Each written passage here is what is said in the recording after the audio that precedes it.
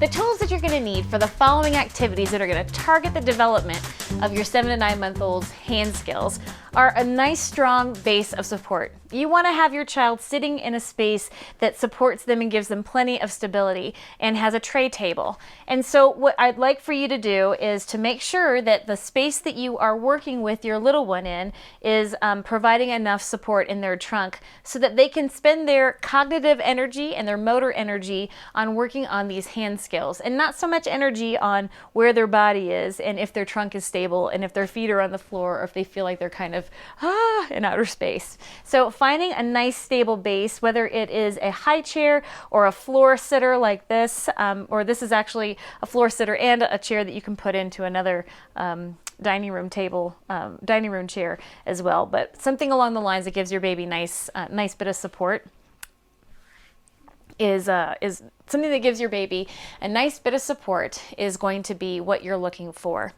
Next, I want you to have on hand some blocks. Blocks are one of my favorite and essential toys for children. And so these blocks are about a 1 inch by 1 inch, but you can find blocks that are maybe just a little bit bigger, but no smaller than this. We don't want any choking hazards for your little one. You can find some containers. We're going to be using these in our activities too. You can find some containers. I like to use recyclables because you can find all different sizes and shapes that make different noises when you drop objects in.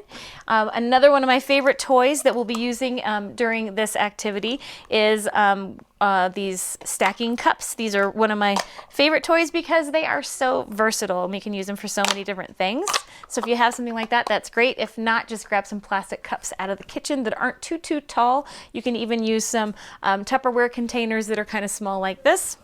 Next, you would gonna need to have some sort of you can buy those little puffs that lots of kids like to nosh on at this early age, and you can also find some cereal O's are also a really great tool to have on hand. And then my favorite staple of tools for toys are these connecting rings. These are really great to have on hand as well. And then some just preferred toys of your little one, a smattering of those, which I'm sure you have plenty of around the house. So your call to action is to grab those tools.